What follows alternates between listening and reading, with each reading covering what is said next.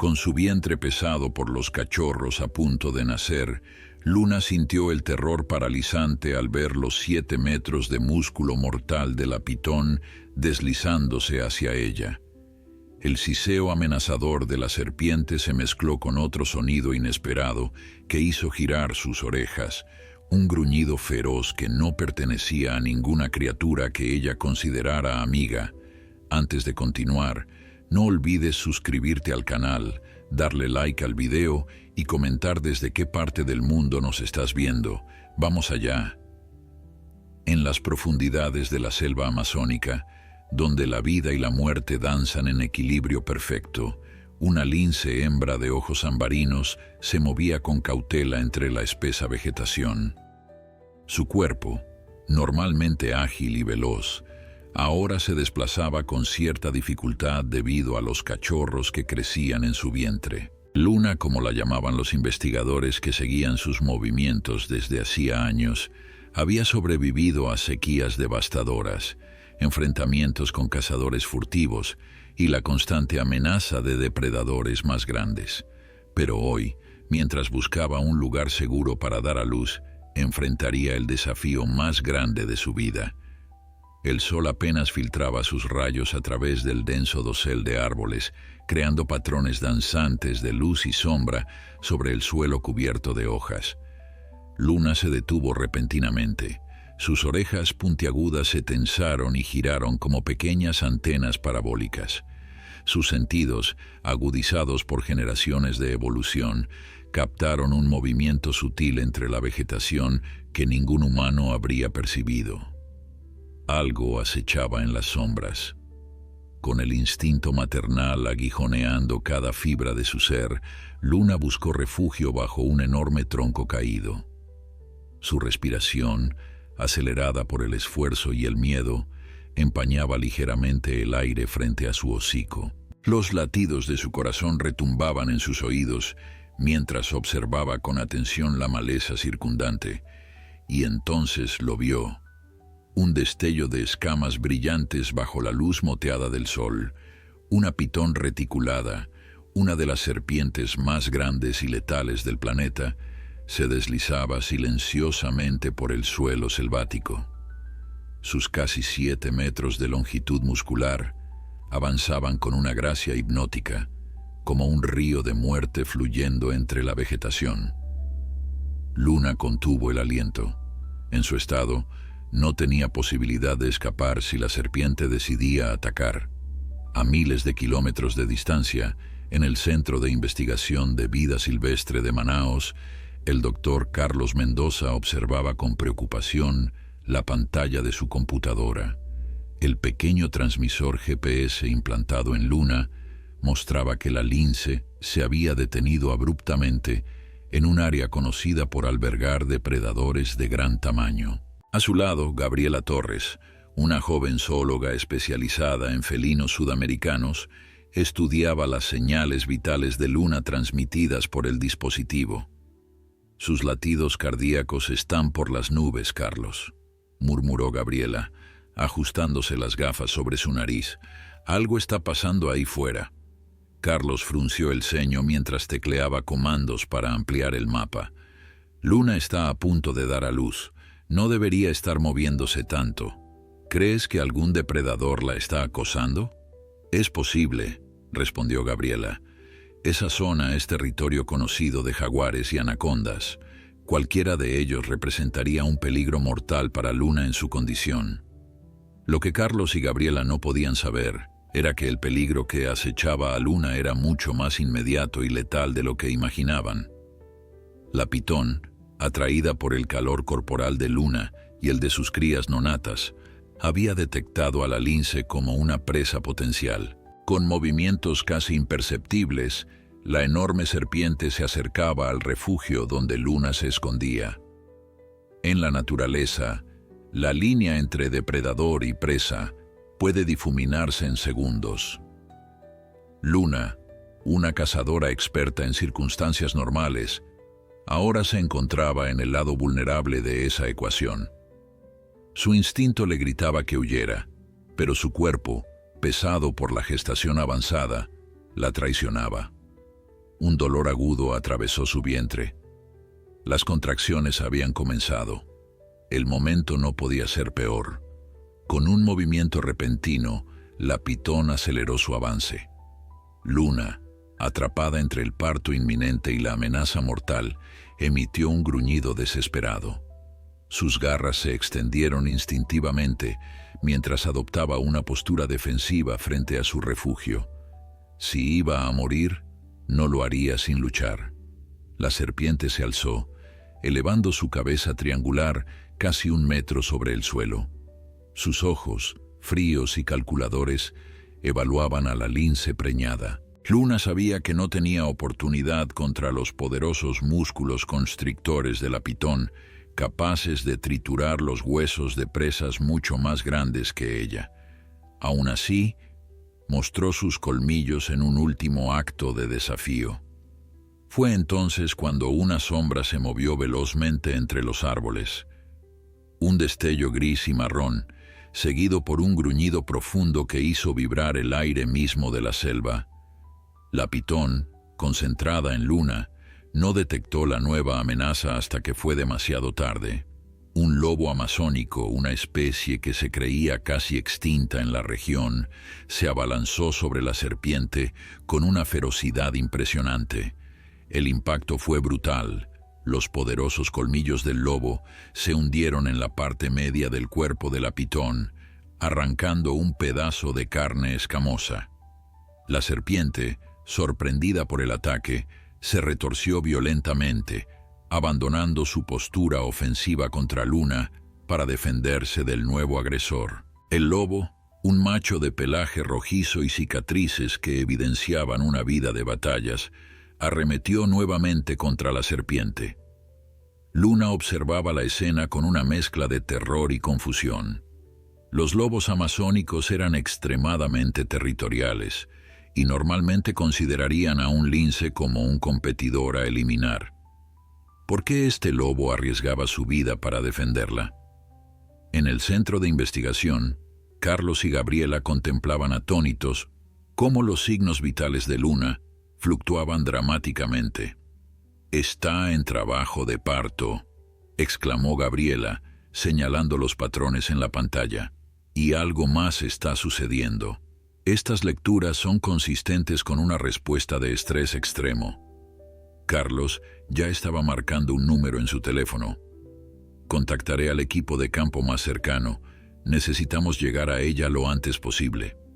Mientras tanto, en la selva, la batalla entre el lobo y la pitón se intensificaba. La enorme serpiente había logrado enrollar parcialmente su cuerpo alrededor del lobo, intentando asfixiarlo con sus poderosos anillos. El lobo luchaba ferozmente. Sus garras desgarraban las escamas brillantes de la pitón, mientras sus mandíbulas buscaban un punto vulnerable en el reptil. Luna, aprovechando la distracción, se arrastró más profundamente bajo el tronco caído. Otra contracción, más intensa que la anterior, la hizo jadear de dolor. Sus instintos le decían que debía preparar un nido para sus crías, que vendrían al mundo en cuestión de minutos u horas. Con movimientos frenéticos, comenzó a escarbar en la tierra húmeda, creando una pequeña depresión donde dar a luz. El combate entre el lobo y la serpiente continuaba sin cuartel. La pitón había logrado envolver completamente una de las patas traseras del lobo, apretando con fuerza suficiente para que se escuchara el crujido del hueso. El lobo aulló de dolor, pero no se rindió. Con un movimiento desesperado logró morder la cabeza de la pitón, sus colmillos perforando uno de los ojos del reptil. La serpiente se retorció violentamente, aflojando momentáneamente su agarre. Fue toda la ventaja que el lobo necesitaba. Con un tirón violento, se liberó de las espirales constrictoras y, sin perder un segundo, atacó nuevamente. Esta vez, sus mandíbulas se cerraron sobre la garganta de la pitón. Un movimiento rápido y preciso, y los colmillos atravesaron la dura piel de la serpiente, seccionando arterias vitales.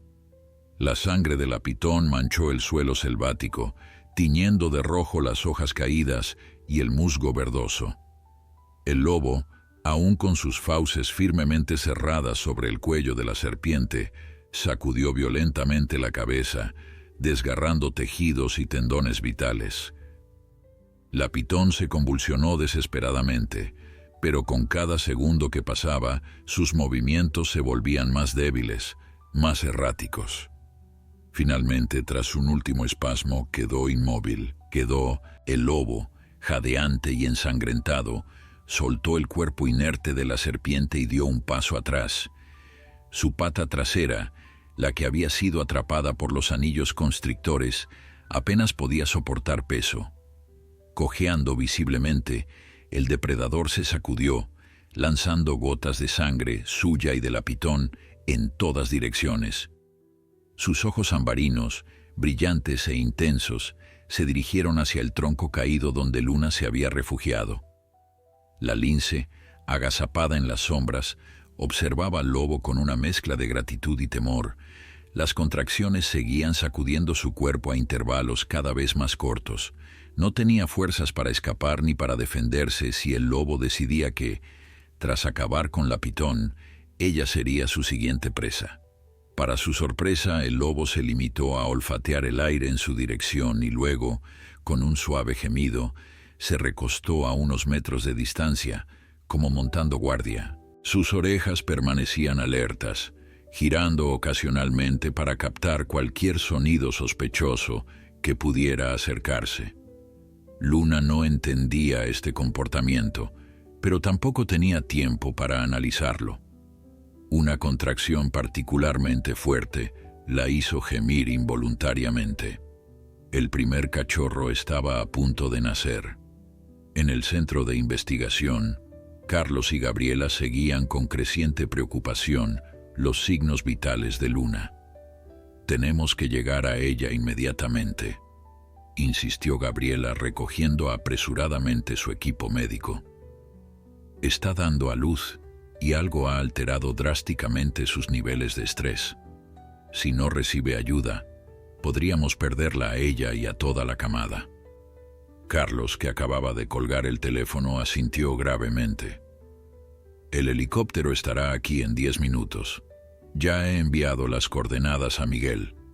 Nos encontrará en el punto de aterrizaje más cercano a la ubicación de Luna». Miguel Suárez era el mejor rastreador de la región, un hombre que había crecido en la selva y conocía cada rincón del territorio amazónico. Si alguien podía encontrar a Luna rápidamente en la densa vegetación, era él. Mientras los investigadores se preparaban frenéticamente para la misión de rescate, en la selva se desarrollaba un milagro de la naturaleza. Luna, siguiendo instintos tan antiguos como su especie misma, se lamía el vientre dilatado mientras empujaba con todas sus fuerzas. Un pequeño bulto húmedo y tembloroso emergió finalmente, su primer cachorro. Con movimientos precisos y delicados, Luna rompió el saco amniótico y comenzó a lamer vigorosamente al recién nacido, estimulando su respiración y limpiándolo. El lobo, a pesar de su propia herida, permaneció alerta. Su comportamiento desconcertaba incluso a los estándares de su especie. Los lobos amazónicos eran conocidos por su feroz territorialidad y rara vez toleraban la presencia de otros depredadores en su territorio, mucho menos los protegían activamente. Sin embargo, este macho no solo había salvado a Luna de una muerte segura, sino que ahora parecía decidido a protegerla durante su momento más vulnerable. Un segundo cachorro comenzó a asomar, provocando nuevos gemidos en Luna. El parto estaba progresando, pero ella se encontraba exhausta, debilitada por el miedo y la tensión precedentes. Sus lamidos al segundo cachorro eran menos vigorosos, sus movimientos más lentos y torpes. El lobo se incorporó súbitamente, sus orejas erguidas y los músculos tensos. Un nuevo sonido había perturbado el relativo silencio de la selva, el distante zumbido de un motor. El helicóptero de rescate sobrevolaba el dosel arbóreo, sus aspas cortando el aire húmedo de la Amazonía. En su interior, Carlos, Gabriela y Miguel escudriñaban la verde inmensidad bajo ellos, buscando un claro lo suficientemente grande para aterrizar. ¡Allí!, gritó Miguel sobre el estruendo del motor, señalando una pequeña abertura entre los árboles a unos 100 metros de las coordenadas donde se encontraba Luna. Es el único lugar donde podemos bajar sin arriesgarnos demasiado. El piloto, un veterano de innumerables misiones en la selva, asintió y comenzó las maniobras de descenso. El aterrizaje fue tenso pero preciso, las aspas apenas evitando las copas de los árboles circundantes. «Tenemos que darnos prisa», urgió Gabriela mientras cargaba su mochila médica. Según las últimas lecturas, Luna está en pleno trabajo de parto y sus signos vitales indican agotamiento extremo. Miguel, machete en mano, ya estaba abriendo camino entre la densa vegetación. «Por aquí. Si mis cálculos son correctos, deberíamos encontrarla a unos 200 metros en esa dirección». El equipo avanzó lo más rápido que pudo, consciente de que cada minuto podía marcar la diferencia entre la vida y la muerte para Luna y sus cachorros. El sonido del helicóptero había alterado la vida selvática. Los monos aullaban en protesta desde las alturas, mientras que bandadas de coloridas aves emprendían vuelo, formando nubes vibrantes contra el cielo azul. El lobo escuchó la aproximación de los humanos mucho antes de verlos u olerlos. Su instinto le gritaba que huyera, que se perdiera en la seguridad de la selva profunda. Sin embargo, algo más fuerte lo mantenía anclado junto al tronco caído, donde Luna luchaba por traer a sus crías al mundo. 3 cachorros habían nacido ya, pequeñas bolas de pelo húmedo que se movían torpemente buscando el calor y la leche materna. Luna, demasiado agotada para registrar la aproximación humana, concentraba sus últimas energías en dar a luz al 4.º cachorro, que parecía estar teniendo dificultades para emerger. Sus flancos se estremecían con espasmos cada vez más débiles. La vida se escapaba lentamente de ella. Allí, la voz de Gabriela rompió el silencio cuando el equipo finalmente llegó al claro. «Dios mío, Carlos, mira eso». Los 3 se detuvieron en seco ante la escena que se desplegaba frente a ellos: una pitón muerta, enorme y ensangrentada, un lobo amazónico gravemente herido montando guardia, y bajo un tronco caído, apenas visible, Luna con 3 diminutos cachorros y claramente luchando por su vida. «Es imposible», murmuró Carlos, su mente científica tratando de procesar la improbable alianza entre especies que evidentemente había tenido lugar. Miguel, más práctico, señaló al lobo. «Tengan cuidado, está herido y un depredador herido es doblemente peligroso». El lobo, efectivamente, se había puesto en tensión ante la presencia humana. Un gruñido sordo vibraba en su garganta mientras se interponía entre los recién llegados y la lince parturienta. Sus ojos, feroces e inteligentes, estudiaban cada movimiento del equipo de rescate. Gabriela dio un paso adelante con cautela, luego se detuvo cuando el gruñido del lobo se intensificó. «Necesitamos llegar a ella, Carlos. No sobrevivirá sin nuestra ayuda». Carlos asintió, evaluando la situación. Lentamente, sacó una jeringa con tranquilizante de su mochila. «Voy a intentar sedar al lobo. Es nuestra única opción para atender a Luna a tiempo». Carlos avanzó lentamente, la jeringa preparada en su mano derecha. Sus movimientos, deliberadamente pausados, intentaban no provocar al lobo herido.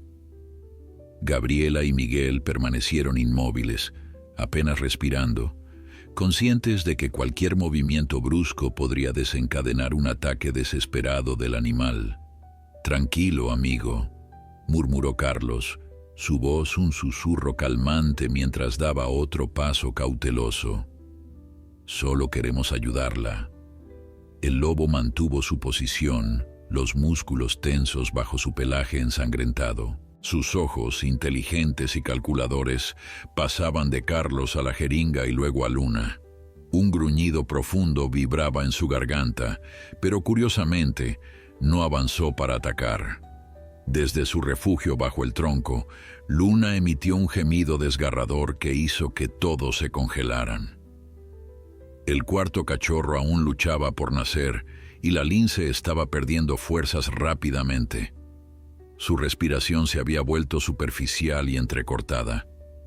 «Se nos acaba el tiempo», advirtió Gabriela, la urgencia evidente en su voz.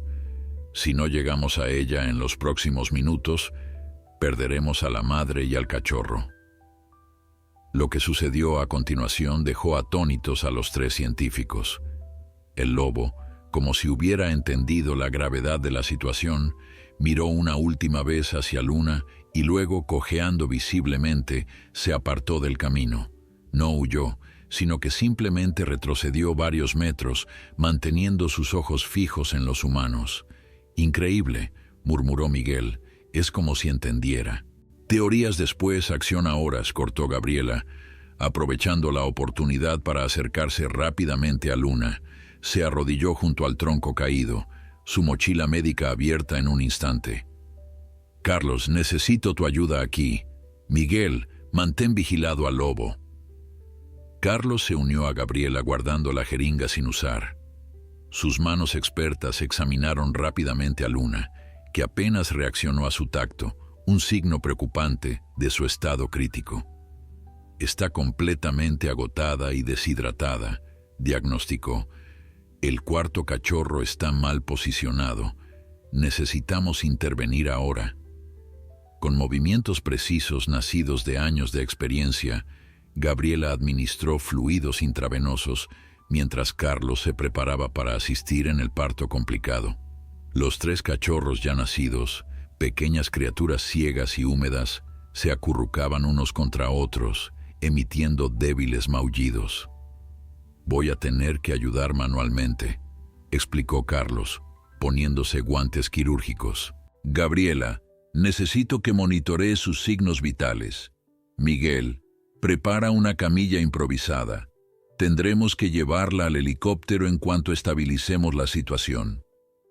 Miguel asintió y comenzó a cortar ramas flexibles con su machete, manteniendo siempre un ojo vigilante sobre el lobo, que permanecía a distancia, observando la escena con una intensidad desconcertante. Carlos trabajó con cuidado, sus manos experimentadas guiando gentilmente al cuarto cachorro a través del canal de parto. Luna apenas se movía ahora, su conciencia desvaneciéndose mientras luchaba por mantener su agarre en la vida. «Está entrando en shock», advirtió Gabriela, sus dedos buscando el pulso cada vez más débil de la lince. «Necesitamos sacar a ese cachorro ahora». Con un último y delicado movimiento, Carlos logró ayudar al cachorro a completar su nacimiento. A diferencia de sus hermanos, este no se movió cuando emergió completamente. «No está respirando», constató Carlos, su voz tensa mientras comenzaba inmediatamente a estimular al recién nacido, frotando suavemente su diminuto cuerpo para incentivar la respiración. Gabriela, mientras tanto, se enfocaba en Luna, administrando medicamentos de emergencia para estabilizarla. «Está respondiendo, pero muy débilmente. Tenemos que moverla lo antes posible». Miguel se acercó con la camilla improvisada, un entramado de ramas flexibles unidas por lianas. «Está lista. ¿Cómo vamos a transportar a los cachorros?» «Usaremos mi mochila», respondió Gabriela, vaciando rápidamente su contenido. «La forraremos con mi chaqueta para crear un nido temporal». Un débil maullido interrumpió la conversación. En las manos de Carlos, el cuarto cachorro había comenzado a respirar, su minúsculo pecho elevándose y descendiendo con esfuerzo. «Tenemos un luchador aquí», sonrió Carlos, el alivio evidente en su rostro mientras colocaba al recién nacido junto a sus hermanos. El traslado requirió una coordinación perfecta, Con Luna asegurada en la camilla improvisada y los 4 cachorros acurrucados en la mochila adaptada, el equipo se preparó para el regreso al helicóptero. Fue entonces cuando Miguel notó algo alarmante. «El lobo nos está siguiendo», advirtió, señalando hacia atrás donde, efectivamente, el predador cojeaba tras ellos, manteniendo una distancia prudente pero constante. «Déjalo», decidió Carlos tras un momento de reflexión. «No muestra signos de agresión y tenemos problemas más urgentes. Además, está gravemente herido. Sin atención médica, esa pata probablemente se infectará». «¿Estás sugiriendo que también lo rescatemos?», preguntó Gabriela incrédula. «Salvó a Luna», respondió Carlos simplemente. «Creo que le debemos el mismo favor». El camino de regreso al helicóptero fue tenso y agotador. La densa vegetación dificultaba el avance con la camilla y cada sacudida provocaba un gemido débil de Luna. Los cachorros, milagrosamente, permanecieron silenciosos en su refugio improvisado, como si entendieran la gravedad de la situación. El lobo mantuvo su seguimiento, cojeando persistentemente tras el grupo. Su comportamiento desafiaba todo lo que los científicos sabían sobre su especie. Los lobos amazónicos eran notoriamente esquivos con los humanos, evitando cualquier contacto directo. Este espécimen no solo toleraba la presencia humana, sino que parecía determinado a no perder de vista a Luna. Cuando finalmente llegaron al helicóptero, el piloto los recibió con expresión alarmada, que se transformó en absoluta incredulidad cuando vio al lobo emergiendo de la vegetación tras ellos. «¿Qué demonios está pasando?», gritó sobre el ruido de las aspas que comenzaban a girar para el despegue. «Historia larga», respondió Carlos, ayudando a subir cuidadosamente la camilla con Luna. «Necesitamos espacio para uno más».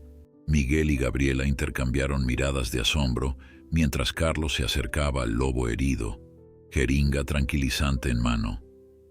Esta vez, el animal no mostró resistencia. Permaneció inmóvil, su mirada fija en Luna, mientras la aguja penetraba su piel.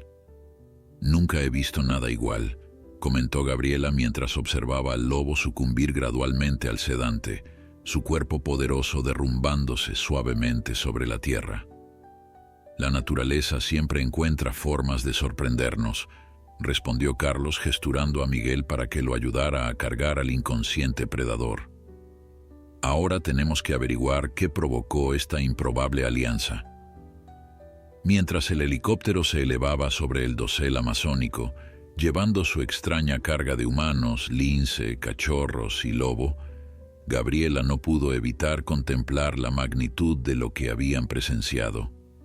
Algo extraordinario había ocurrido en esa pequeña porción de selva, algo que desafiaba las leyes conocidas del comportamiento animal. «Creo que estamos ante un descubrimiento científico sin precedentes», murmuró, más para sí misma que para los demás. A su lado, Luna respiraba débilmente, sus cachorros acurrucados contra su vientre, y más allá, el lobo sedado, su pelaje manchado con la sangre de la pitón que había matado para proteger a una especie que normalmente consideraría presa o rival. La pregunta que ahora consumía la mente de todos era simple: ¿por qué? El Centro de Investigación de Vida Silvestre de Manaos era un bullicio de actividad cuando el helicóptero aterrizó en la plataforma designada. El personal médico ya esperaba, alertado por las comunicaciones de emergencia enviadas durante el vuelo. Las noticias sobre el extraordinario rescate se habían propagado rápidamente, atrayendo la atención de todo el equipo científico.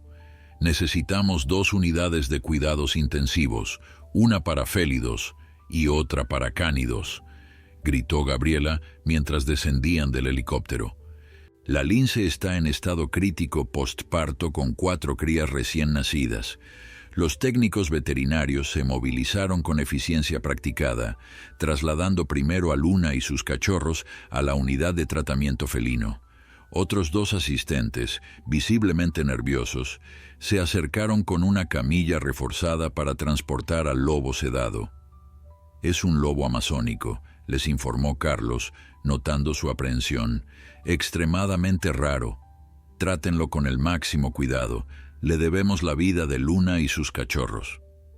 «¿Un lobo salvó a un lince?», preguntó incrédula la doctora Elena Vázquez, directora del centro, que acababa de llegar a la plataforma. «Carlos, ¿te das cuenta de lo que estás sugiriendo?». «Lo vi con mis propios ojos, Elena», respondió Carlos mientras caminaban apresuradamente hacia las instalaciones médicas. «Este lobo mató a una pitón reticulada de casi 7 metros que estaba a punto de atacar a Luna.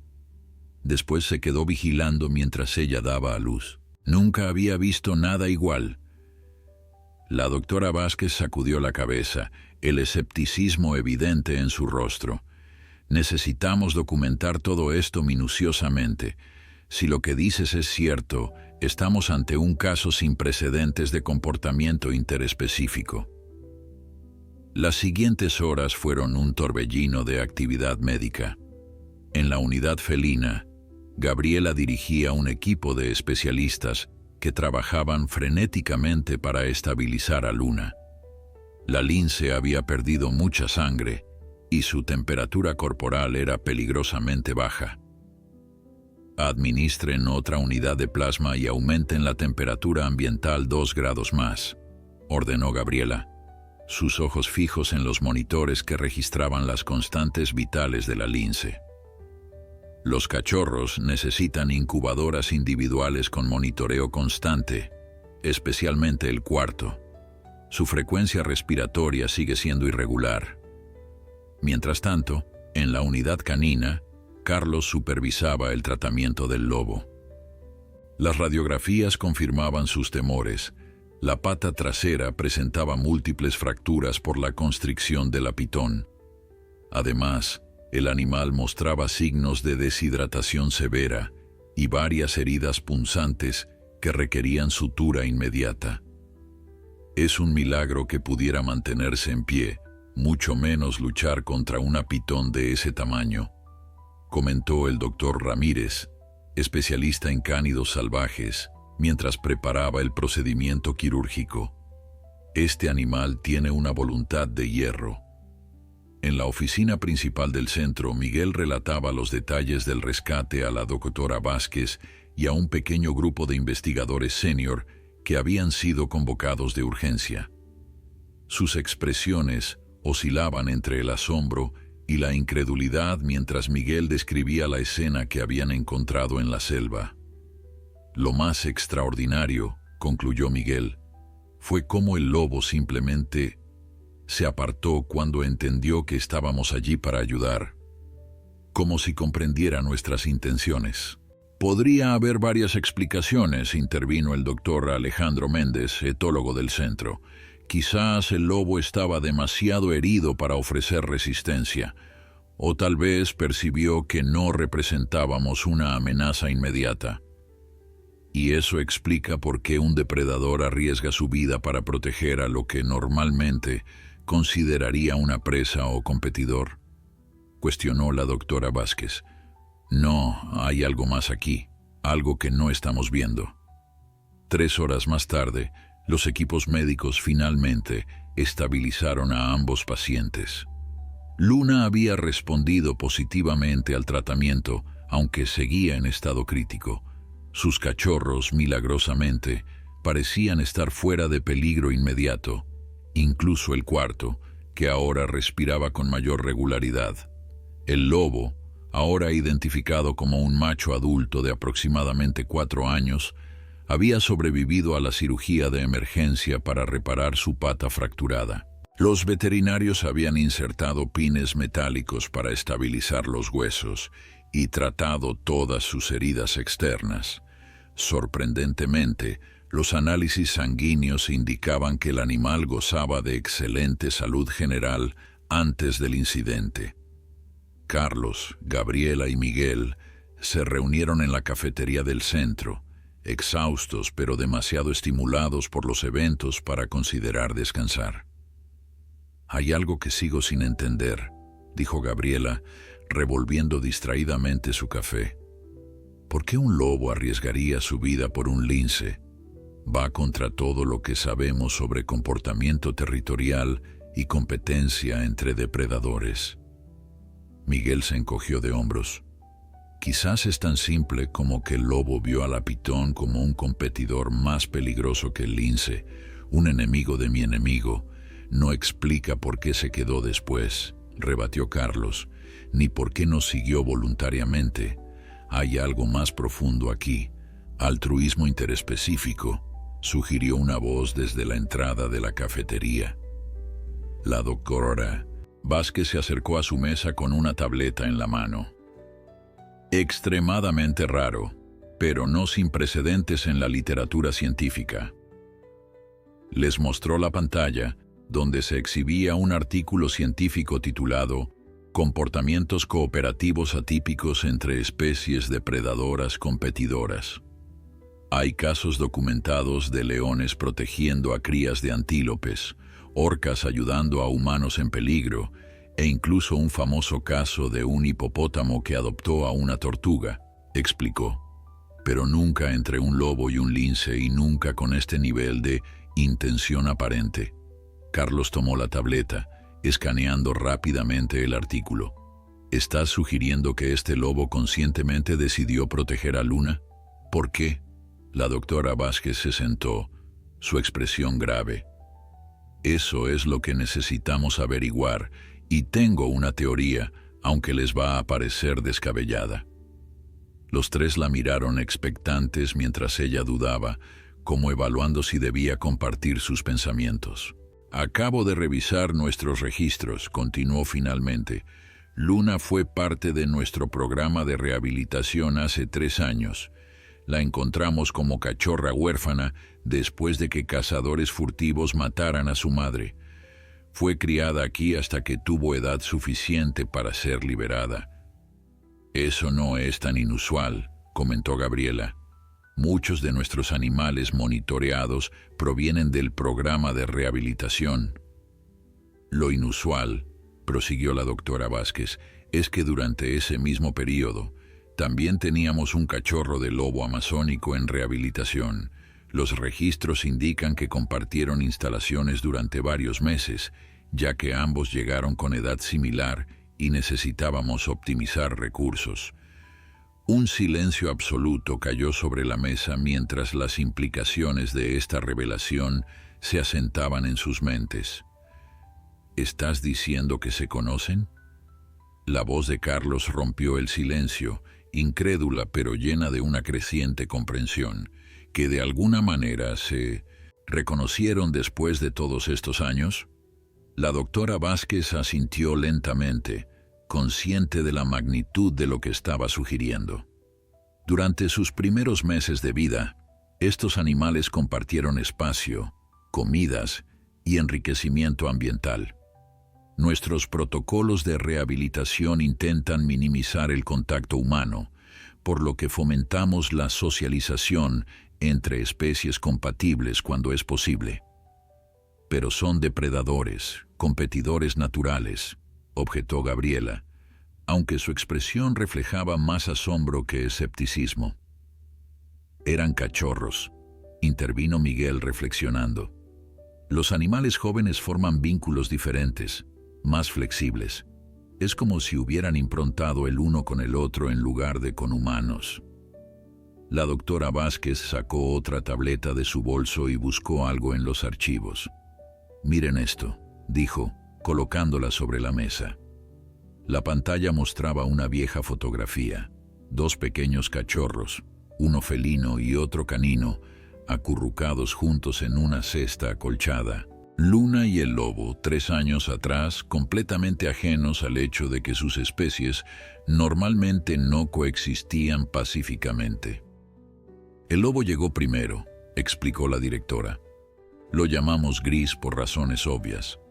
Su madre había sido abatida por cazadores furtivos, igual que la de Luna. Cuando Luna llegó 2 semanas después, Gris estaba solo y deprimido. La conexión fue inmediata. Carlos estudió la fotografía con asombro.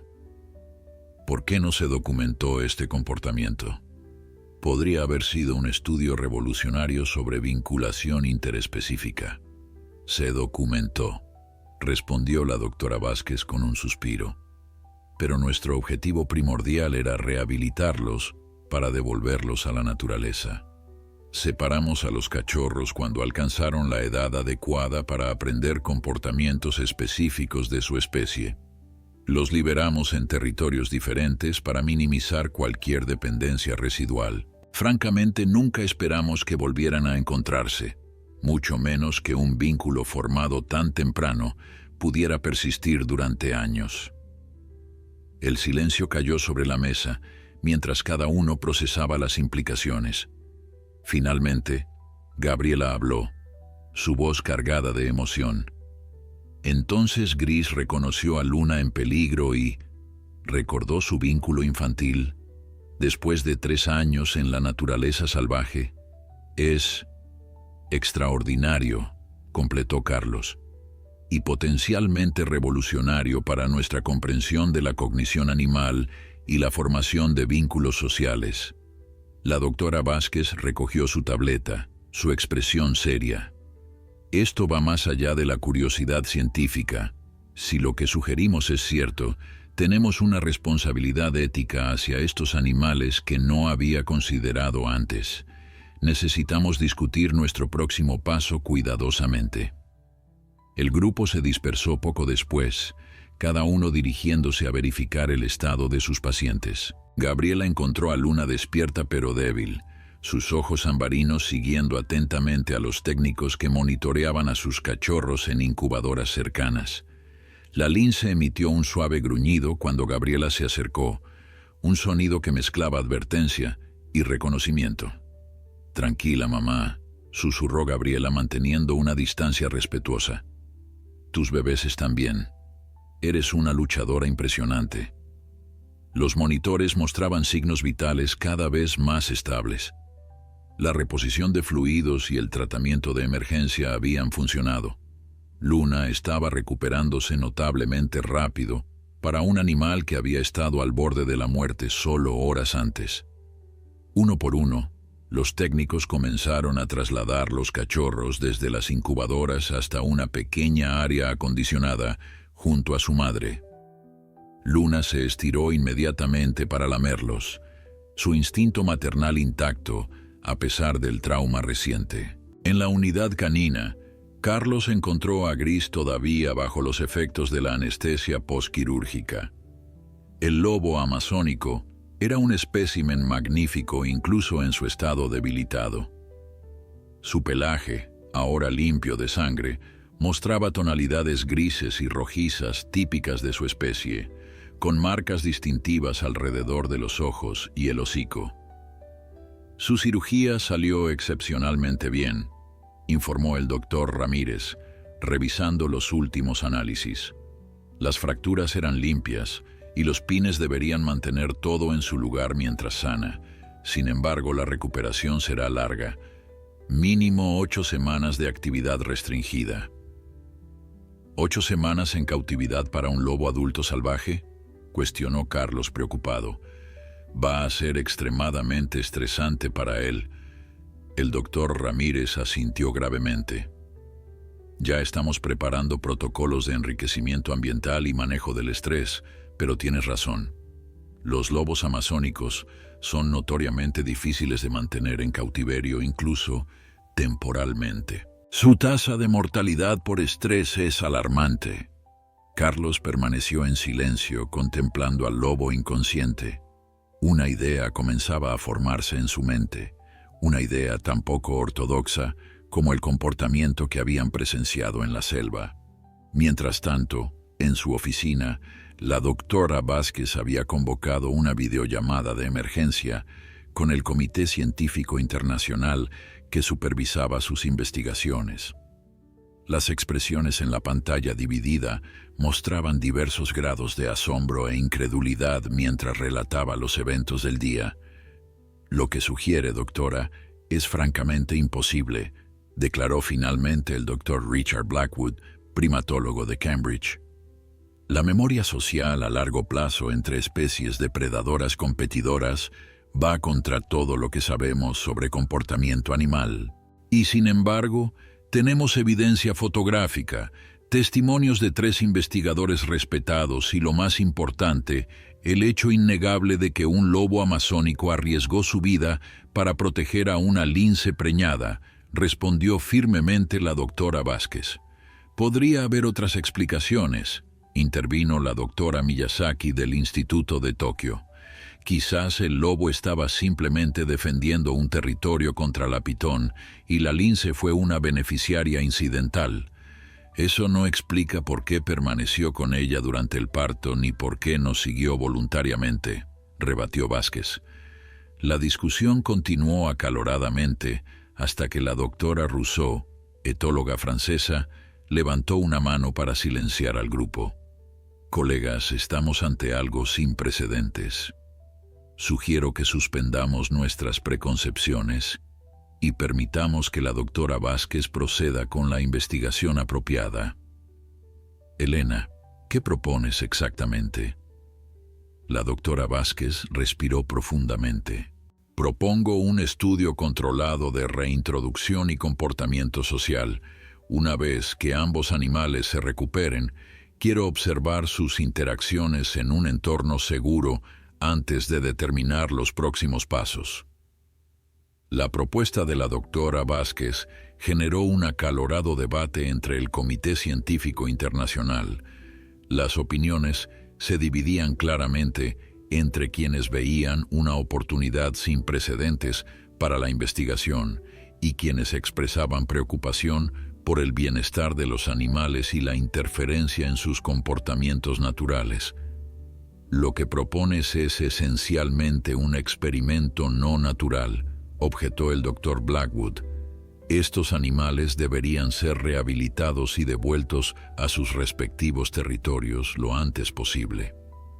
Con el debido respeto, Richard, intervino la doctora Rousseau, ya estamos más allá de lo natural en este caso.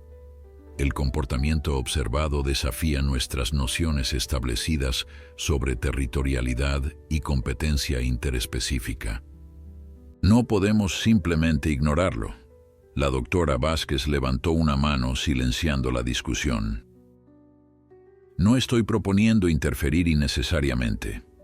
Ambos animales necesitan un periodo prolongado de recuperación médica antes de cualquier liberación. Lo que sugiero es utilizar ese tiempo para una observación controlada. Si no se produce ninguna interacción significativa, procederemos con protocolos estándar de liberación separada.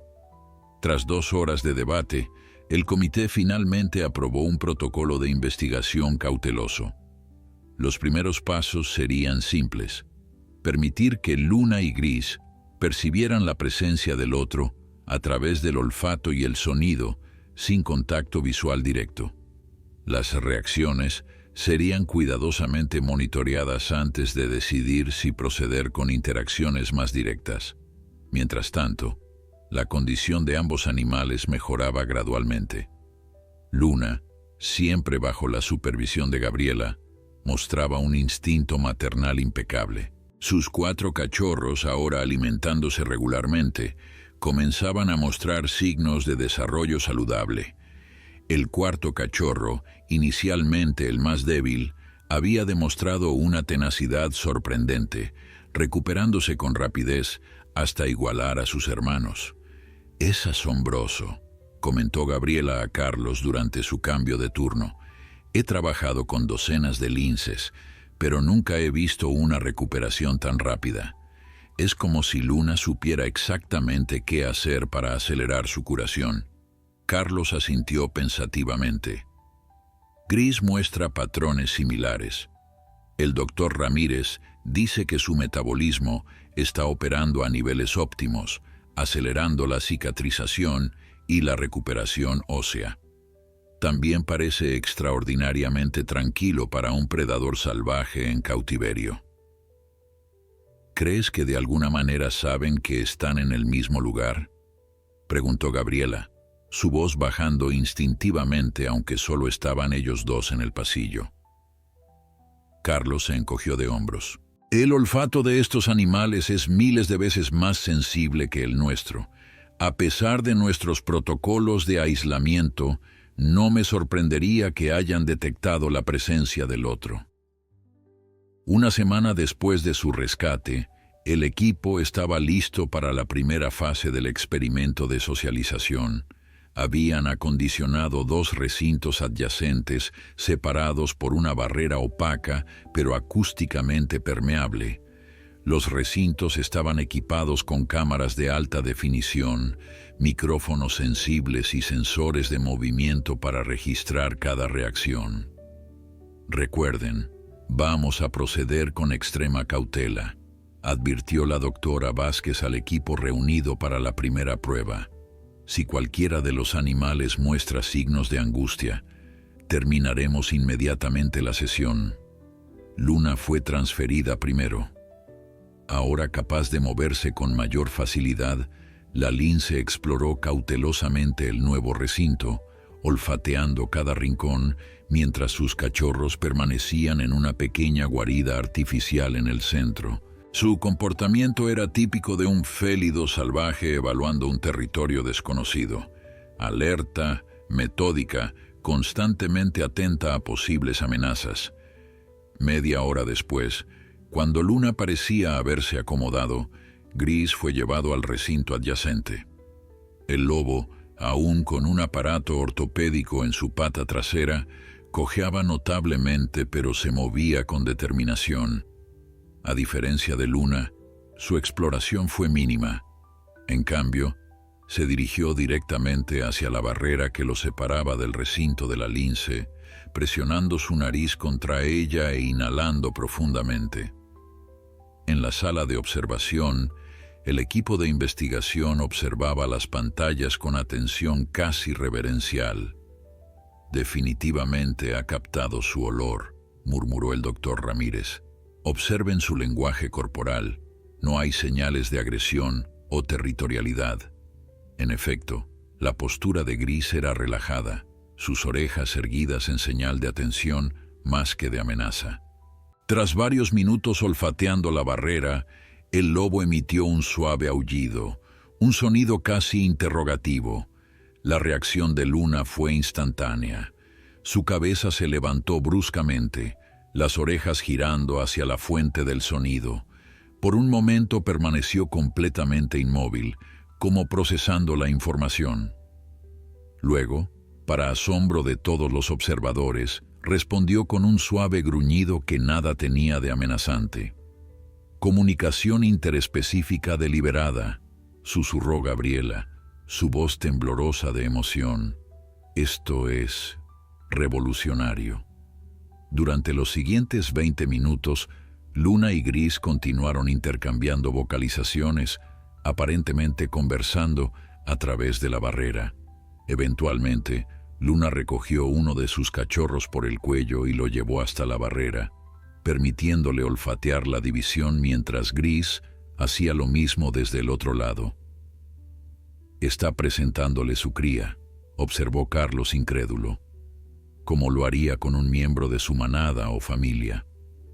La sesión continuó por 1 hora más, durante la cual ambos animales permanecieron cerca de la barrera, ocasionalmente intercambiando sonidos o simplemente descansando con solo centímetros de separación, divididos únicamente por el panel opaco. Cuando finalmente decidieron concluir esta primera fase, el equipo estaba visiblemente conmovido por lo que había presenciado. «Los datos son inequívocos», declaró la doctora Vázquez, revisando las grabaciones preliminares. «No solo se reconocen, sino que muestran claros signos de vinculación social positiva. Nunca había visto nada igual entre depredadores de diferentes especies». «¿Cuál es el siguiente paso?», preguntó Miguel, quien había permanecido en silencio durante toda la observación. La doctora Vázquez respiró profundamente. «Procederemos con extrema cautela. Mañana instalaremos una barrera parcialmente transparente. Quiero ver cómo reaccionan al contacto visual directo. Esa noche, Después de que la mayoría del personal se había retirado, Carlos regresó silenciosamente al área de recintos. Algo en el comportamiento de los animales seguía inquietándolo, una sensación persistente de que estaban presenciando solo la superficie de algo mucho más profundo. A través del sistema de monitoreo nocturno, observó a Luna y Gris. Ambos permanecían despiertos, acostados a cada lado de la barrera divisoria, en posiciones casi idénticas, como espejos uno del otro. Ocasionalmente, uno de ellos emitía un suave sonido que el otro inmediatamente contestaba. «Es como si estuvieran consolándose mutuamente», murmuró para sí mismo, «como si supieran exactamente lo que el otro necesita escuchar». La idea que había estado formándose en su mente durante días cristalizó finalmente. Era descabellada, controvertida, y posiblemente pondría en riesgo toda su carrera científica. Pero si estaba en lo correcto, podría revolucionar nuestra comprensión no solo del comportamiento animal, sino de la naturaleza misma de los vínculos emocionales entre especies. A la mañana siguiente, el equipo se reunió temprano para la segunda fase del experimento. La barrera opaca había sido reemplazada durante la noche por un panel parcialmente transparente. La mitad inferior permanecía sólida, mientras que la superior consistía en un material similar al vidrio que permitiría el contacto visual directo. «Recordemos que estos son depredadores territoriales», advirtió la doctora Vázquez, mientras revisaban el protocolo. «El contacto visual podría desencadenar respuestas instintivas diferentes a las que hemos observado hasta ahora. Estén preparados para intervenir si detectamos signos de agresión». Carlos permanecía inusualmente silencioso, su mente aún procesando las observaciones de la noche anterior. Había algo en la forma en que Luna y Gris se comunicaban, algo casi familiar. «Carlos, ¿estás con nosotros?», preguntó Gabriela interrumpiendo sus pensamientos. «Sí, disculpen», respondió, enfocándose nuevamente en la reunión. «Solo estaba considerando algunas posibilidades teóricas». El experimento comenzó con el mismo protocolo del día anterior. Luna y sus cachorros fueron los primeros en ingresar a su recinto. La lince inmediatamente notó el cambio en la barrera, acercándose cautelosamente para investigar. Sus cachorros, ahora más activos, la seguían torpemente, pequeñas bolas de pelo moteado que tropezaban con sus propias patas. «Su recuperación es notable», comentó Gabriela. «En condiciones normales, una lince en su estado tardaría semanas en mostrar este nivel de movilidad y atención maternal». Cuando Gris fue introducido en el recinto adyacente, el equipo contuvo colectivamente la respiración. El lobo, aunque todavía cojeando por la pata lesionada, se movía con más energía que el día anterior. Al igual que Luna, inmediatamente detectó el cambio en la barrera y se aproximó para investigar.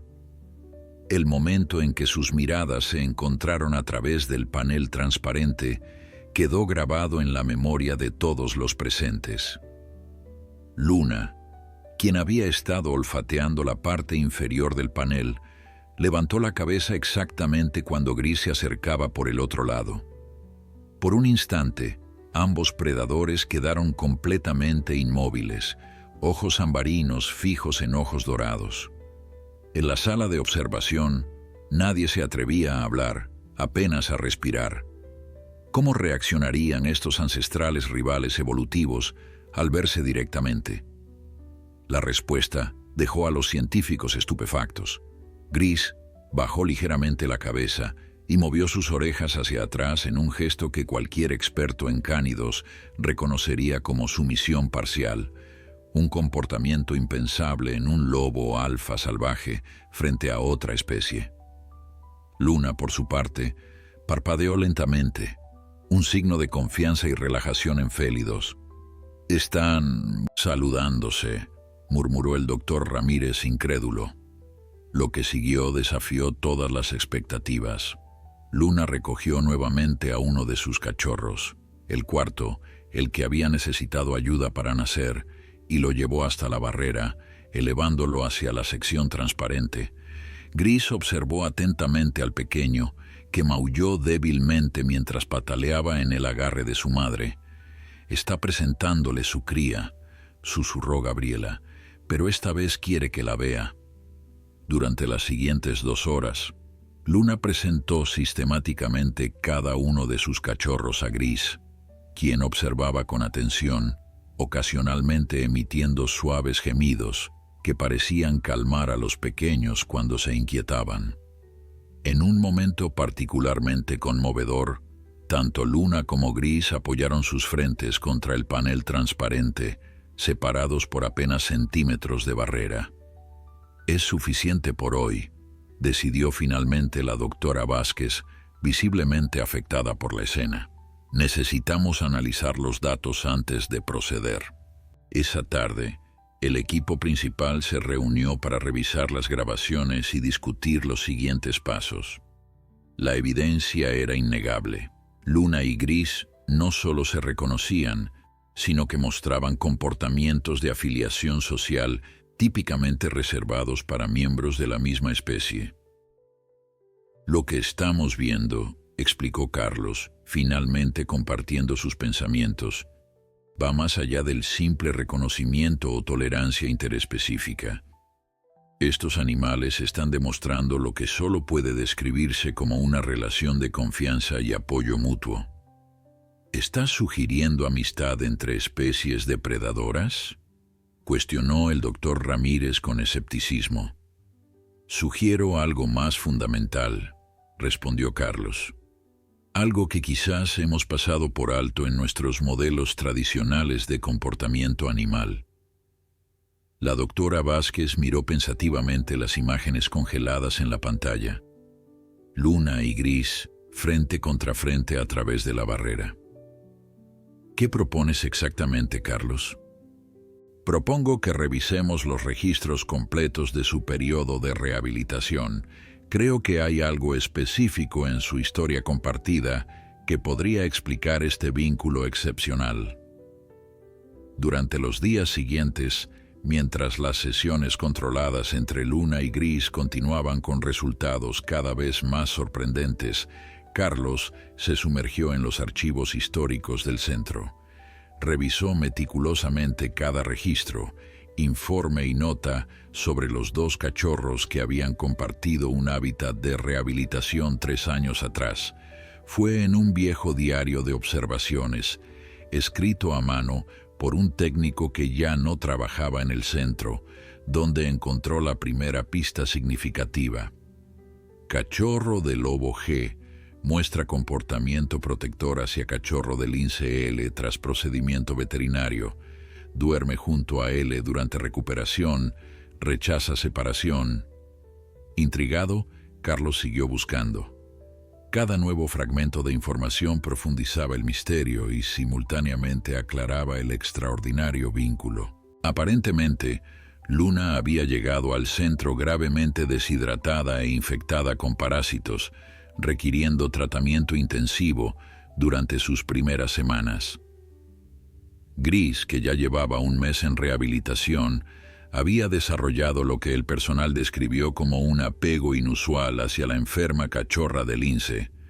«Fueron más que compañeros de jaula», murmuró Carlos para sí mismo mientras leía los registros. Él la cuidó cuando estaba vulnerable, y ella se apoyó en él para sobrevivir. La revelación final llegó en forma de una vieja fotografía archivada con los documentos médicos. Gris, apenas un cachorro de 3 meses, acurrucado protectoramente alrededor de una diminuta Luna que yacía débil después de un procedimiento quirúrgico para extraer una espina clavada profundamente en su pata.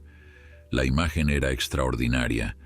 El cachorro de lobo había envuelto su cuerpo alrededor del pequeño lince, su hocico apoyado gentilmente sobre ella en una postura indiscutiblemente protectora. Carlos sintió un escalofrío recorrer su espina dorsal. La imagen capturaba perfectamente lo que habían presenciado en la selva, Gris protegiendo a Luna en su momento de mayor vulnerabilidad. No era coincidencia, no era un comportamiento aleatorio. Era la continuación de un vínculo formado durante las primeras etapas de sus vidas, un vínculo que había sobrevivido a 3 años de separación y vida salvaje. Con las nuevas evidencias en mano, Carlos convocó una reunión urgente con el equipo principal de investigación. Extendió los documentos y fotografías sobre la mesa de conferencias mientras la doctora Vázquez, Gabriela y el doctor Ramírez los examinaban con creciente asombro. No fue solo proximidad o impronta cruzada, explicó Carlos, señalando la fotografía del cachorro de lobo protegiendo a la pequeña Luna. Fue una relación de cuidado y protección desde el principio. Gris literalmente ayudó a Luna a sobrevivir durante su rehabilitación inicial. La doctora Vázquez estudió los registros, su expresión oscilando entre sorpresa y comprensión. Esto explicaría por qué Gris intervino contra la pitón. No fue un comportamiento aleatorio o territorial, fue la continuación de un patrón establecido hace años. Exactamente, asintió Carlos, y basándome en los informes de los cuidadores, este comportamiento no fue inducido ni reforzado artificialmente. Se desarrolló espontáneamente entre ellos. Gabriela, quien había permanecido en silencio mientras revisaba los documentos, finalmente habló. Esto tiene implicaciones extraordinarias para nuestra comprensión del desarrollo cognitivo y emocional en predadores salvajes. Si estos animales formaron un vínculo social complejo que persistió durante años de separación, desafía todo lo que creemos saber sobre memoria social y reconocimiento interespecífico, completó el doctor Ramírez, su escepticismo inicial completamente disipado. La pregunta ahora es, ¿cómo procederemos?, planteó la doctora Vázquez, siempre práctica. Nuestros protocolos estándar dictarían rehabilitación separada y liberación en territorios distintos, pero evidentemente estos no son casos estándar. Carlos respiró profundamente antes de presentar la propuesta que había estado formulando durante días. Creo que deberíamos considerar la posibilidad de contacto directo supervisado, seguido eventualmente por una liberación conjunta en un territorio adecuado para ambas especies. Un silencio absoluto cayó sobre la sala. Lo que Carlos proponía era radicalmente poco ortodoxo, potencialmente controvertido, desde una perspectiva de conservación tradicional. Eso contradice directamente nuestros protocolos de rehabilitación, objetó el doctor Ramírez, aunque sin verdadera convicción. Nuestros protocolos asumen que estamos tratando con animales que siguen patrones de comportamiento específicos de su especie, rebatió Carlos. Luna y Gris han demostrado que operan fuera de esos patrones. Aplicarles protocolos estándar sería ignorar la evidencia frente a nosotros. La doctora Vázquez tamborileó pensativamente sobre la mesa. El comité científico nunca aprobaría una liberación conjunta sin evidencia concluyente de que funcionaría en estado salvaje. Entonces obtengamos esa evidencia, propuso Carlos. El siguiente paso lógico en nuestra investigación es permitir un contacto directo en ambiente controlado. Tras horas de debate, finalmente llegaron a un consenso. Procederían con una interacción directa supervisada, pero con protocolos de seguridad exhaustivos. Si este encuentro resultaba exitoso, diseñarían un estudio más extenso para evaluar la viabilidad de una eventual liberación conjunta. Los preparativos para el encuentro directo fueron meticulosos. Se acondicionó un recinto más amplio con áreas elevadas donde Luna pudiera retirarse con sus cachorros si se sentía amenazada. Tranquilizantes y personal médico estaban preparados para intervenir ante cualquier signo de agresión. Cámaras desde múltiples ángulos documentarían cada momento del histórico encuentro.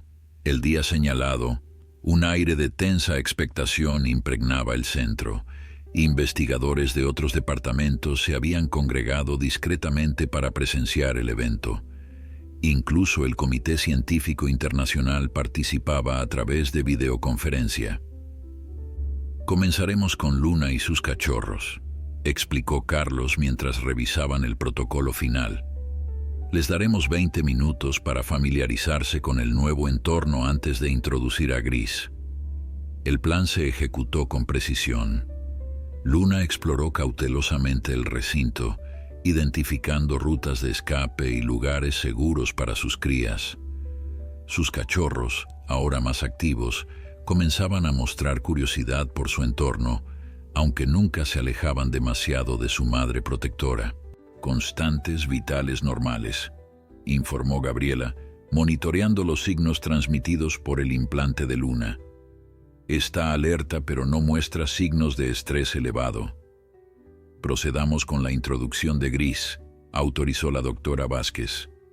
El lobo, cuya recuperación había progresado notablemente, entró al recinto con paso cauteloso pero firme. El aparato ortopédico en su pata había sido reemplazado por un modelo más ligero que apenas restringía su movimiento. Su atención se enfocó inmediatamente en Luna y sus cachorros, que se encontraban en la plataforma elevada del extremo opuesto. El silencio en la sala de observación era absoluto, mientras todos contenían la respiración. ¿Cómo reaccionarían estos ancestrales adversarios evolutivos al encontrarse sin barreras por primera vez en 3 años? Gris avanzó unos metros y luego se detuvo, manteniendo una distancia respetuosa. Bajó ligeramente la cabeza y las orejas en el mismo gesto de sumisión parcial que había mostrado anteriormente, pero ahora complementado con un suave gemido. Luna observó al lobo desde su posición elevada, sus orejas girando atentamente. Sus cachorros, curiosos pero cautos, se asomaban desde detrás de ella. Tras lo que pareció una eternidad, la lince emitió un sonido suave, casi como un ronroneo, y comenzó a descender lentamente de la plataforma. «Está respondiendo positivamente», susurró Gabriela, apenas audible. «Sus niveles de estrés siguen dentro de parámetros normales». Con elegancia felina, Luna se aproximó a Gris, manteniendo una postura relajada pero atenta. Cuando estaban a apenas 1 metro de distancia, ambos animales se detuvieron estudiándose mutuamente. Luego, en un movimiento que arrancó exclamaciones ahogadas de todos los observadores, Luna dio el último paso y tocó su nariz contra el hocico de Gris. El contacto fue breve pero inequívoco. Un saludo, un reconocimiento, una confirmación de confianza. Gris permaneció absolutamente inmóvil durante el gesto, como comprendiendo la importancia del momento. «Contacto positivo confirmado», registró Carlos, su voz profesional apenas ocultando la emoción. «Tiempo, 14:37, sin signos de agresión o miedo en ninguno de los sujetos». Lo que siguió durante la siguiente hora desafió todas las expectativas, incluso de los más optimistas. Luna regresó junto a sus cachorros y, uno por uno, los animó a acercarse a Gris. El lobo permaneció sentado, paciente y extraordinariamente gentil, mientras los pequeños linces lo investigaban con creciente confianza. El momento culminante llegó cuando el cuarto cachorro, el más débil al nacer pero ahora indistinguible de sus hermanos en vitalidad, se aventuró a trepar torpemente sobre la pata extendida de Gris. El lobo simplemente observó al pequeño, con lo que solo podía describirse como paciencia tolerante, sin mostrar la más mínima señal de malestar o agresión.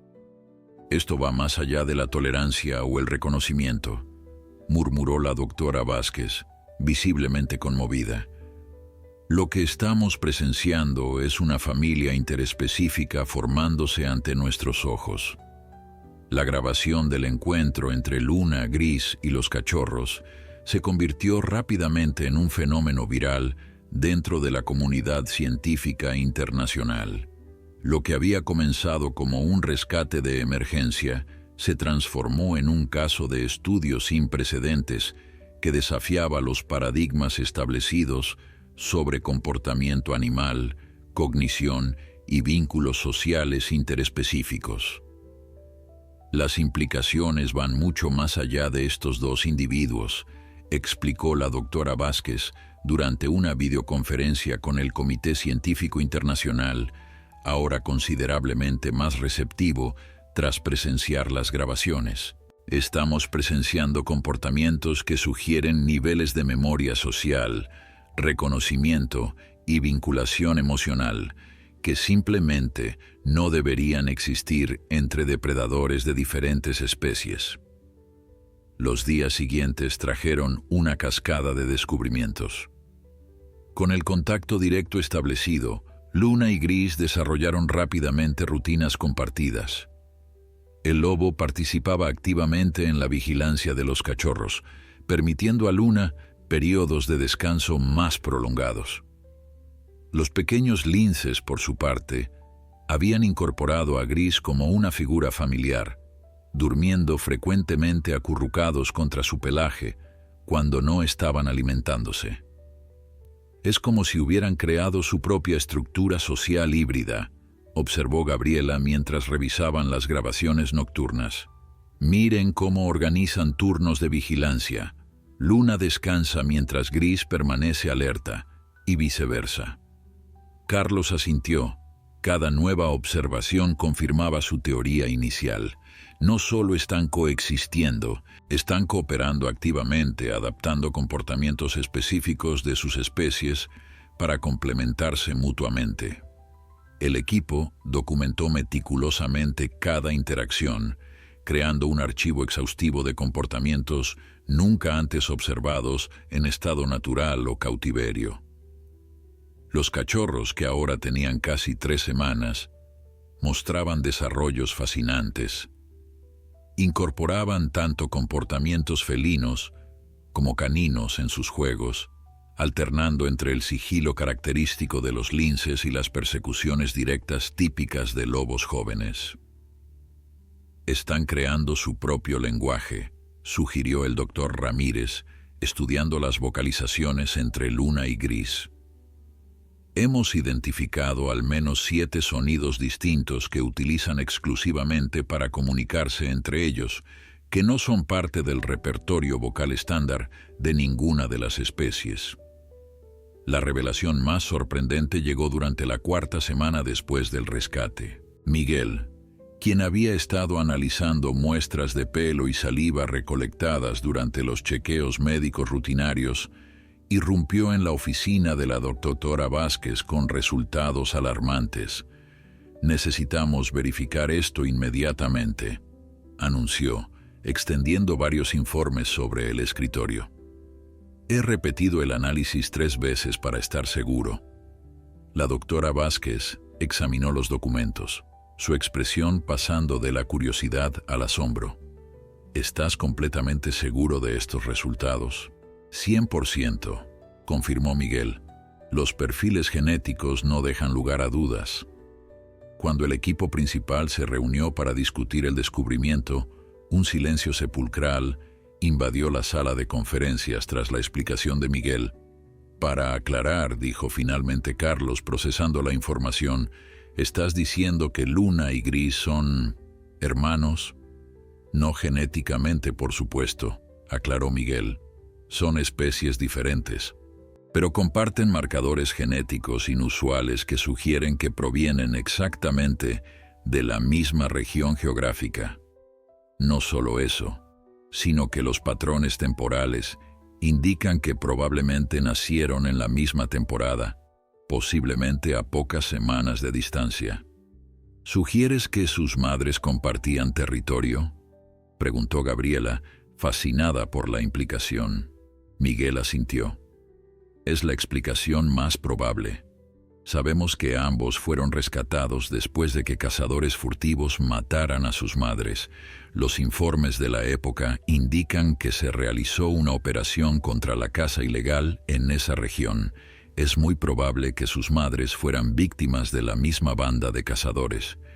Podrían haber nacido a kilómetros de distancia, reflexionó la doctora Vázquez, quizás incluso en territorios adyacentes, lo que explicaría la facilidad con que formaron un vínculo durante su rehabilitación inicial, añadió Carlos. No era solo proximidad forzada. Sus sistemas neuronales estaban predispuestos a reconocer los mismos marcadores ambientales, los mismos olores territoriales.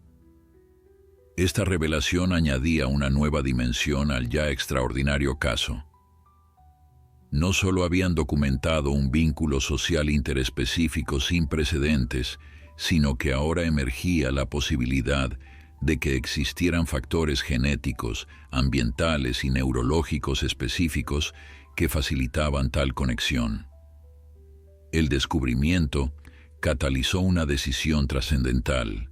Después de extensas consultas con expertos en conservación, etología y rehabilitación de vida silvestre, el Comité Internacional finalmente aprobó un protocolo experimental para la eventual liberación conjunta de Luna, Gris y los cachorros. La liberación se realizará en fases, explicó la doctora Vázquez durante la presentación del plan.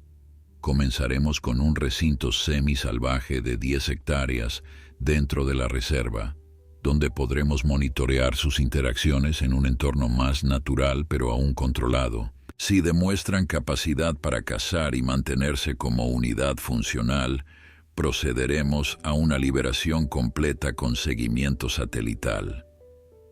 El anuncio generó tanto entusiasmo como controversia en la comunidad científica.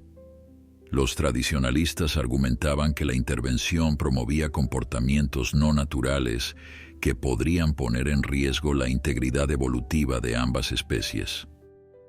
Los progresistas, por otro lado, señalaban que la flexibilidad comportamental observada representaba precisamente el tipo de adaptación que había impulsado la evolución a lo largo de millones de años. No estamos creando algo artificial, defendió Carlos durante un acalorado debate en una conferencia virtual. Estamos reconociendo y respetando un vínculo que se formó naturalmente. Luna y Gris encontraron su propia solución adaptativa en circunstancias excepcionales. Nuestra responsabilidad ética es honrar esa solución, no suprimirla en nombre de categorías taxonómicas rígidas. Mientras la controversia científica se desenvolvía, Luna, Gris y los cachorros continuaban fortaleciéndose. Los pequeños linces, ahora más activos y coordinados, comenzaban a mostrar comportamientos de caza rudimentarios, alentados tanto por su madre como, sorprendentemente, por Gris, quien participaba activamente en su educación. «Miren esto», señaló Gabriela durante una sesión de observación, mientras Gris demostraba pacientemente a los cachorros cómo acechar una presa artificial. Está enseñándoles técnicas de caza canina, pero adaptadas a su anatomía felina.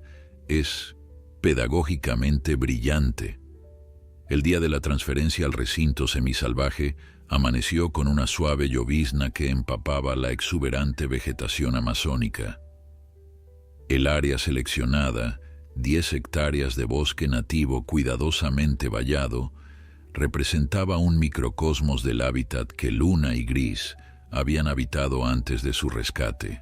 Corrientes naturales, pequeñas presas introducidas estratégicamente y vegetación diversa creaban un entorno que pondría a prueba la verdadera viabilidad de esta insólita familia interespecífica.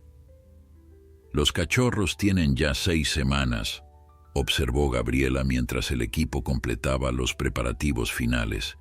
Es la edad en que naturalmente comenzarían a acompañar a su madre en cacerías cortas. Carlos asintió, revisando una última vez los transmisores de seguimiento implantados en Luna y Gris. Los cachorros, demasiado pequeños para transmisores internos, llevaban collares ultraligeros diseñados para expandirse con su crecimiento y eventualmente desprenderse sin intervención humana. «Todos los sistemas funcionan correctamente», confirmó. «Tendremos datos biométricos completos y ubicación en tiempo real de cada individuo. El procedimiento de liberación fue meticulosamente planeado para minimizar el estrés. Los animales fueron transportados en cajas de traslado especiales hasta el centro del recinto, donde una serie de puertas secuenciales permitiría su ingreso gradual al nuevo territorio. Cámaras activadas, sensores operativos, informó Miguel desde la estación de monitoreo camuflada. Tenemos cobertura visual del 87% del recinto y detección térmica en las áreas restantes. Con un gesto solemne, la doctora Vázquez autorizó la apertura de las puertas. Luna fue la primera en emerger, cautelosa pero decidida, sus cachorros siguiéndola en perfecta formación. Gris salió momentos después, su pata ya casi completamente recuperada, apenas un leve cojeo como único testimonio de la feroz batalla contra la pitón. Durante las primeras horas, la familia permaneció cerca del punto de liberación, explorando gradualmente en círculos concéntricos cada vez más amplios. Las cámaras capturaron escenas extraordinarias, Gris y Luna alternando posiciones de liderazgo según el terreno, comunicándose constantemente mediante vocalizaciones y lenguaje corporal que combinaba elementos de ambas especies. Observen cómo los cachorros responden a las señales tanto de Luna como de Gris, señaló Gabriela durante una de las primeras sesiones de análisis. Han desarrollado un sistema de comunicación dual, interpretando simultáneamente señales felinas y caninas. Al tercer día, ocurrió el momento decisivo, la primera caza colaborativa. Las cámaras registraron a Luna y Gris coordinando perfectamente sus movimientos para atrapar un armadillo que habían detectado cerca de un arroyo. La estrategia combinaba la emboscada sigilosa característica de los linces con la persecución directa típica de los lobos. Los cachorros observaban atentamente desde una distancia segura, absorbiendo la invaluable lección. «Estrategia híbrida perfectamente ejecutada», murmuró Carlos impresionado. «Están combinando las fortalezas de ambas especies para crear algo completamente nuevo». Durante las semanas siguientes, la familia demostró una asombrosa capacidad de adaptación. Establecieron un territorio central donde los cachorros permanecían bajo la vigilancia alternada de uno de los adultos mientras el otro cazaba. Desarrollaron rutas de patrullaje, zonas de descanso y hasta áreas de juego para los cachorros que reflejaban una organización social altamente funcional. Lo más notable, observó el doctor Ramírez, es cómo están educando a los cachorros. Estos pequeños están recibiendo lo mejor de ambos mundos, las habilidades de sigilo y escalada de su madre lince y las técnicas de rastreo y caza cooperativa de Gris. Los datos recopilados durante esta fase experimental sobrepasaron todas las expectativas. La familia no solo sobrevivía en su entorno semisalvaje, prosperaba. Los cachorros crecían sanos y fuertes, desarrollando un conjunto único de habilidades que mezclaba comportamientos felinos y caninos. El cuarto cachorro, inicialmente el más débil, había emergido sorprendentemente como el más adaptable, frecuentemente liderando a sus hermanos en exploraciones y siendo particularmente receptivo a las enseñanzas de Gris. 3 meses después del traslado al recinto semisalvaje, el Comité Científico Internacional convocó una reunión decisiva. La evidencia era incontestable. Luna, Gris y los cachorros funcionaban como una unidad familiar cohesiva y autosuficiente. Había llegado el momento de decidir su futuro permanente. Los datos son concluyentes, presentó la doctora Vázquez, mostrando gráficos de actividad, patrones de caza y desarrollo de los cachorros. Esta familia ha creado su propio nicho ecológico funcional, combinando aspectos de comportamiento felino y canino, de maneras que ninguno de nosotros hubiera predicho. La pregunta crucial, intervino Carlos, no es si pueden sobrevivir juntos en la naturaleza, Ya han demostrado que pueden. La pregunta es si debemos permitirles hacerlo. El debate que siguió fue intenso pero respetuoso, abordando complejas cuestiones éticas, científicas y conservacionistas. ¿Representaba esta familia un fenómeno único que debía ser protegido o una anomalía que podría tener consecuencias imprevistas para el equilibrio ecosistémico? ¿Tenían los científicos derecho a separar a criaturas que habían formado vínculos tan profundos o la responsabilidad de mantener las barreras naturales entre especies? Finalmente, en una decisión histórica, el comité votó a favor de una liberación completa con monitoreo continuo. Se seleccionó una zona remota dentro de una reserva protegida, un área donde los territorios tradicionales de linces y lobos amazónicos se superponían naturalmente, ofreciendo recursos adecuados para ambas especies. En una fresca mañana de octubre, 6 meses después del dramático rescate inicial, las puertas del recinto semisalvaje se abrieron por última vez. No hubo ceremonias ni discursos. Solo un pequeño grupo de científicos observando en respetuoso silencio mientras Luna, Gris y los 4 cachorros, ya adolescentes con patas largas y miradas curiosas, se adentraban en la inmensidad de la selva amazónica. Todavía no puedo creer que todo comenzara con una pitón y un lobo inexplicablemente protector, comentó Gabriela mientras observaban a la familia desaparecer entre la vegetación. Carlos sonrió, recordando aquel día frenético en la selva. Quizás no fue tan inexplicable después de todo. Solo necesitábamos ampliar nuestra perspectiva. Un año después, los datos de seguimiento continuaban contando una historia extraordinaria. La familia había establecido un territorio estable. Los jóvenes linces, ahora casi adultos, permanecían asociados con sus padres adoptivos, creando una unidad de caza cooperativa sin precedentes. Investigadores de todo el mundo estudiaban los datos, reescribiendo teorías sobre cognición animal, memoria social y flexibilidad comportamental. El caso de Luna y Gris se convirtió en un hito en biología de la conservación, citado en debates sobre rehabilitación de vida silvestre y conceptos de naturalidad en ecosistemas cada vez más influenciados por actividad humana. Algunas voces críticas persistían, pero la evidencia empírica de su éxito continuaba acumulándose día tras día. Lo que realmente hemos aprendido, reflexionó la doctora Vázquez durante una conferencia internacional 5 años después, va más allá de la biología o la conservación. Luna y Gris nos enseñaron a cuestionar nuestras categorías rígidas, a reconocer que la naturaleza encuentra caminos que nuestras teorías a veces no pueden predecir. En las profundidades de la Amazonía, ajenos a su fama científica, Luna, Gris y su extraordinaria familia continuaban su existencia. La vieja herida de Gris apenas era perceptible mientras lideraba una cacería junto a los ahora adultos linces que había ayudado a criar.